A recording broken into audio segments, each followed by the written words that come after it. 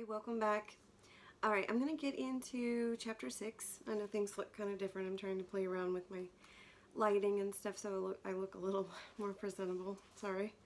But anyways, so a couple of things I was thinking about with this chapter I want to get into. One of them is I want to talk about more of a psychological approach to and you'll enjoy this because it's actually a very helpful lesson about narcissistic love and infatuation. And this was always my students' favorite thing. I'd go over Romeo and Juliet and say, okay, now Miss Beck is going to teach you about love. And all of a sudden they would like raise from the dead and start grinning. And everybody, because it happens to everybody. And I want to kind of explore that of what's happening when he meets Arabella. The other thing I was going to say is it's been a while since I've recorded, and actually the AP scoring has changed, and I am aware of that. Some of my older videos says, you know, make an 8 or a 9. But I spent some time looking at the rubric, and it's still the same in terms of requirements of what it is you're asked to do, which is what I keep saying. And that's to make an argument, make it persuasive, you know, try to incorporate as much of the literary, the figurative language, even the style, you know, especially with the Q1 and Q2.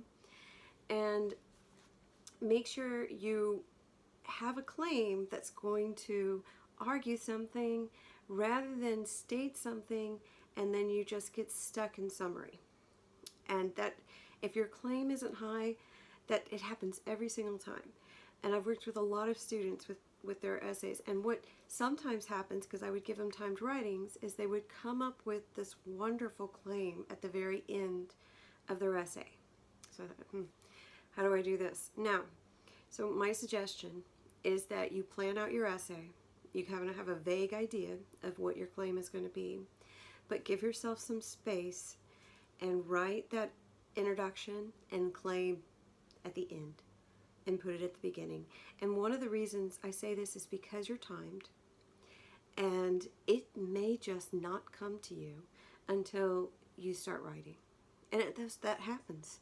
And after that 40 minutes, you have this beautiful idea of this argument, and you're able to articulate it and put it on top. And I know that's like backwards, but it helped a lot of students. And it's not that you don't start, because you have to have a structure, and I don't want you to be all over the place. Have a plan.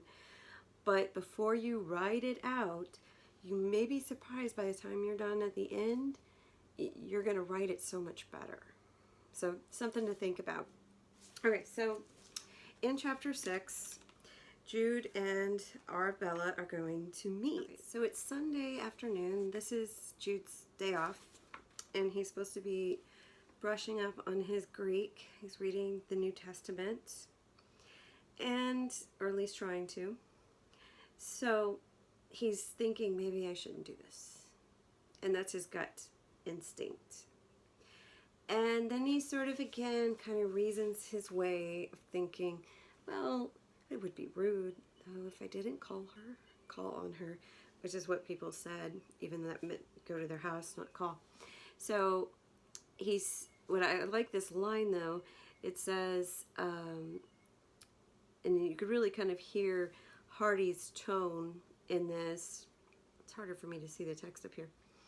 This seemed to come little for his reason and his will, nothing for his so-called elevated intentions of what he plans to do, his dreams, his goals. And then at the end of the sentence it says something about in seeing embrace of a woman whom he had no respect and whose life had nothing in common with his own except for locality. So it's also just the first woman he's ever like really got to flirt with and see. So and I want to say, you know, this is also not what he's about to do is not acceptable in Victorian times. You know, he goes to her house. Her dad is just a little bit too welcoming and is very pleased to see him. And, Joe isn't in a high class or by any means, but he's in a slightly different class than Arabella. And at this time, men tried to actually elevate their class by marrying someone who is above them. It's kind of hard to imagine because the reverse is sort of true now. But back then, that's the way it was. Women typically their dads paid a dowry.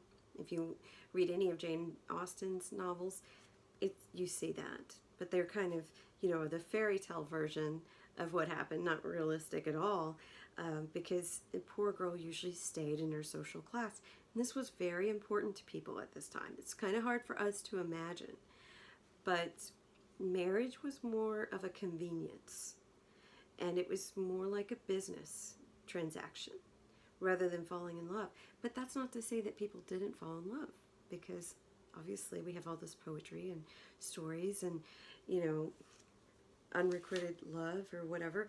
And it doesn't, and typically, tragically, it doesn't work out.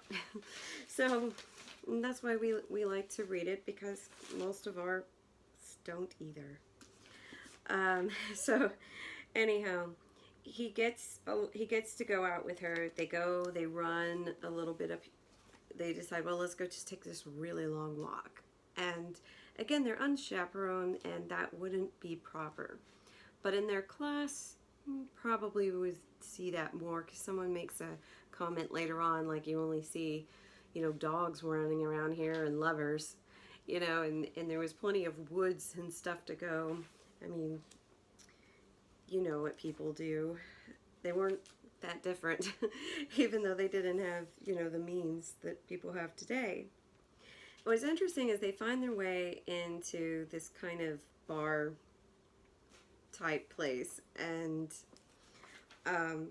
there's a painting on the wall of Samson and Delilah. And if you know the Old Testament story, if you heard it in Sunday school class, or you just some of these stories, what does Delilah do? She betrays Samson and gets a servant to cut his hair, and his hair is what is like, the secret to his power. And this becomes kind of like an archetype.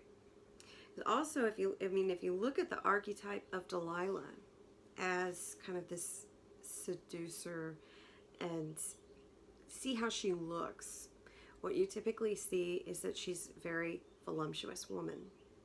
Now, if you watched The Great Gatsby or my courses on that, I talk about Myrtle too.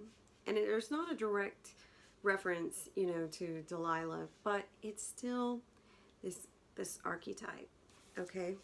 And I said before that she really is associated with the flesh. I mean, part of her job is to take care of the pigs. They sell, they slaughter their pigs and sell the meat and the parts and all that kind of stuff. So that's what she does. That's kind of, she's a country girl. She knows probably a lot more than Jude, just as being more as like a farmer, really. She actually has a little bit more. Jude even says this about her. I mean, there's lots of things that she knows that he doesn't know. But of course, there's lots of things that he knows that she would never, ever think about. It'd be like her trying to take this course. It would just be like, why would you do that? So by the time he leaves the bar, they leave the bar together, and, they kiss, and he's thinking, how fast all this is happening. Like, I've just went from, I'm only going to, see her for a little bit, and it's going to be quick, so I had to put a light on because I can't see anything. And then it becomes somebody in the distance while they're walking says, these lovers, and he's, are we lovers? And they become lovers, like, really quick, or at least say they are. And so his mind is already, and the what's the saying? Hell is paved with good intentions. He has great intentions in all of this, and it's very natural, by the way. I mean, he beats himself up later on, but what I always say, is this is normal. This is normal behavior. I mean, he's just with his old aunt all the time. I mean, you can't really blame him, and that's why we're not really judgmental with our tragic characters, because we're the same way. We do the same things. And so what happens is he starts thinking, what were his books to him? What were his intentions now? And it's all starting to kind of dissipate. And why? Because something else is taking over his mind. And I'm going to talk about what that something is. It's called infatuation. And it will ruin your life. But anyways, maybe you'll be a little bit wiser if I kind of explain it to you, and then you can, if you're older, you probably will know exactly what I'm talking about. Let's see. Oh, this is important. He says something, all of a sudden he starts to feel like there's a void and was in his heart, and there was nothing that could fill it. So before, it kind of, the dream of Christminster, that filled the void. But now there's this higher pleasure with her.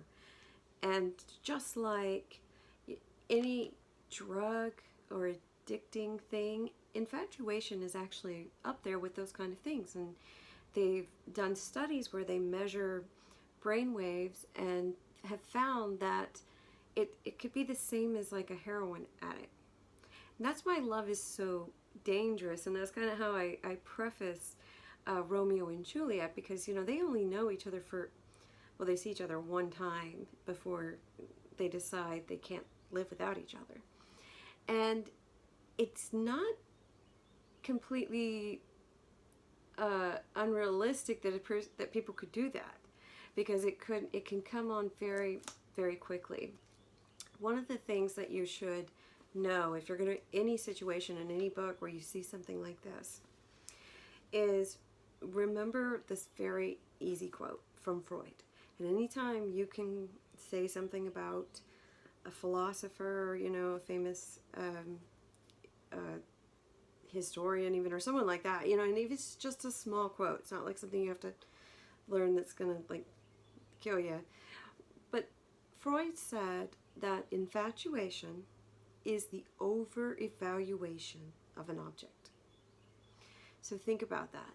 If I'm in love with this, and even let's just use an object, with this pen, and in my imagination I can make all sorts of things up about this pen that's not really true. Young girls do this very quickly, and I imagine guys do too. But it becomes like, what would my name look like with his name? I mean, it's way jumping over, to the deep end very quickly. The reason for this is because this involves ego. The ego really loves attention. It wants to be needed. It wants to feel loved. It wants to feel special. And this is why narcissistic people are actually very insecure people. People sort of have this backwards. They think, oh, this person's so confident, he's narcissistic. He may just be confident. But I'll tell you how you can tell the difference. The narcissistic person will always have to one-up you. So if you said you did this, they was like, well, I did this, And there's always this just constant reassuring you that I am smarter and better. And you really see this a lot on Facebook and comments. If you had a disagreement with someone and you called someone up and said, hey, I don't like the way you said this, or let me just try to reason this out with you. And then they would go, well, I mean, maybe I shouldn't have written it that way, and you have a conversation. But when other people are looking and their ego is now magnified, they will fight to the death.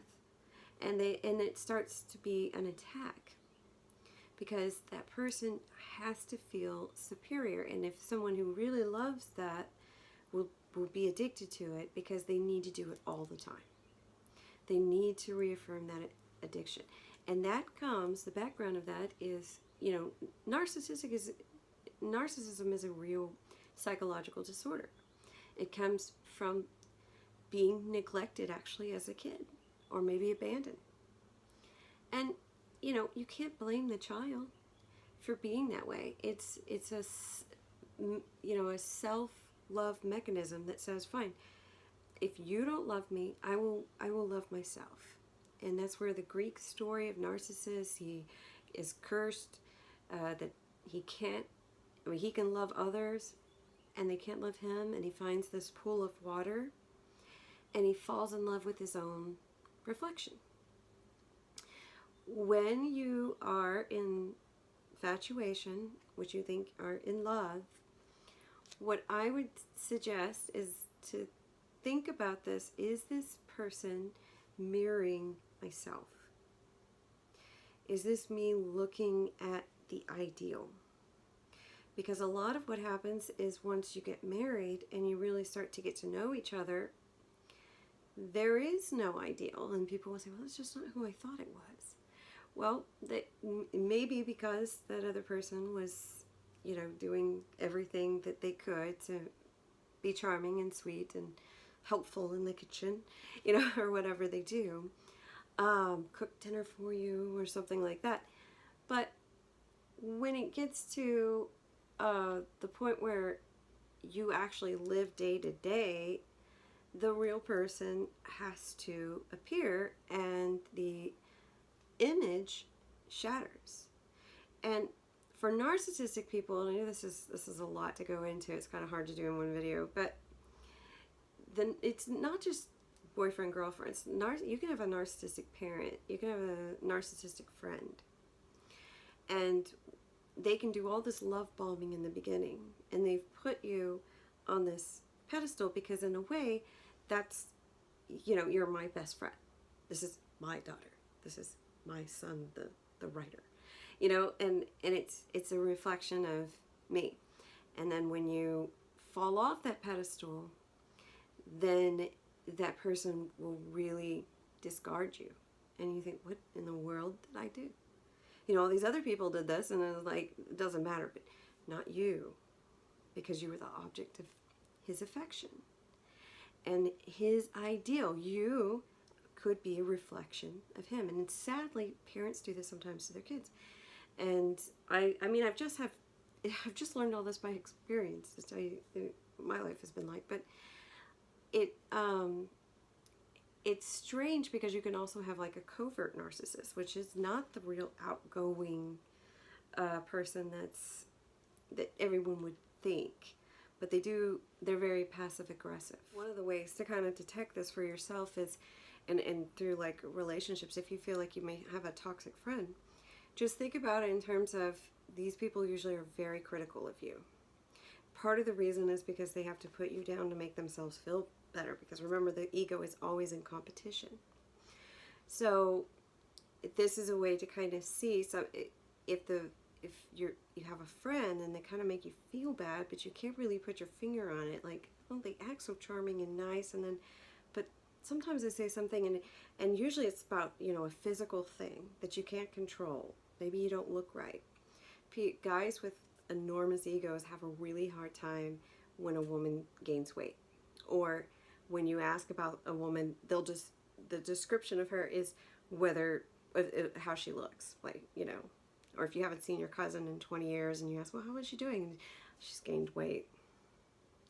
And you can see it right there. And sometimes you can actually see it in their face. Their face becomes very involved in their own thinking. So I'm giving you far more than what you need, but that's just kind of coming as a friendly advice from someone who's had a lot of experience. But the more you do this, the more you understand. And I would tell you that if you really want to get good at understanding egos, because it will help you later on with your relationships, I recommend listening to Eckhart Tolle. And I'm a religious person, I'm Orthodox, but it's for psychological reasons. That guy can explain the ego to you, and it can be really helpful, because what are we trying to do here with education? Well, to get to self-actualization. When you have reached self-actualization, you will be less likely to fall into the traps of infatuation, because, this is what Maslow said is like the highest growth level. So narcissistic people aren't complete. They need somebody else. It's always got to be out there. That's why infatuation, I have to have this person, or I'm not me, and it comes from a lack of sense of self. When you're self-actualized, you are yourself. And literature and studying literature helps you do that. That's really what I could say is like the best benefit I've ever had. Not that I haven't ever fallen in or fallen back into infatuation, because it can sneak up on you, especially in midlife. And you're at a very vulnerable time, and you'll go, cool, because you forgot that. You forgot all the heartache before. So I'll end that conversation with this. This is when I kind of had an epiphany. I watched Oprah one day, and I wasn't feeling very well, and I've had problems with my health. That's kind of why I do this. And anyways, I was really kind of down, and there was a show about a pilot and his wife who survived a plane crash, and he rescued her and got her out of the plane, and she was burnt about at least 90-95% of her body. And there was even the question of, should she live? I mean, she was going to really be a burden. This was a mother of 4, beautiful woman, and the pilot was also very handsome. And Oprah had them on the show just because, I think, because of their love story. And the way he looked at her was, it just made me cry, because you could see how much he loved her. And I mean, this is someone whose face was so disfigured that her children were scared to see her at the hospital. And this is what I end my lecture with, with Romeo and Juliet, when I tell my students, that's love. And it goes like, whoa, that's deep. But you think about, what is it? It's unconditional. You kind of have to know what love is to know what isn't. And people who really love you are not going to be the ones who constantly criticize you and only see you as a reflection of their own self, or to complete them, or you have this role. They love you, just you, as you are. And that's the hard part of finding. So Arabella kind of does this, cat and mouse game with him for a little bit, and he starts to immediately feel like he has to see her again. And even at one point, they're in the same place where he could possibly look out and see Christminster, but he couldn't even think of that, because it really takes over everything that you love. It's like a drug, everything else kind of falls by the wayside. And so imagine how devastating it is when that's taken away. So that's where they're at. And she's a crafty young lady. You'll see that Arabella really is a survivor. And she's talking to her friends and doing what girlfriends do, and tell them all about your most intimate conversations. And the girls have a little suggestion for her. And it's not really explained, but I think you'll see what they're hinting at is, well, maybe you need to get in a situation where he can't leave you, because Jude's a nice guy. He wouldn't do that, right? So anyways, I'll just stop it there, and we'll get into the next chapter. Bye. Thanks.